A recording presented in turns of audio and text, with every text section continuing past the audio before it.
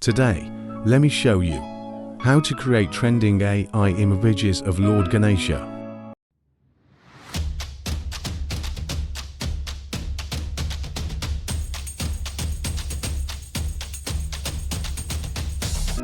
Go to bing.com/create. Paste the prompt here that I've given you in my description box. You can simply change the name as per your liking. Click on Create button. This AI generates the best images for you. Select the image that you want.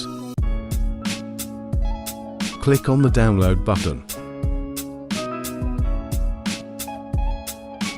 Here you go. Hope you like this video. Do like, share and subscribe. Don't forget to follow me for more such content. Thanks for watching.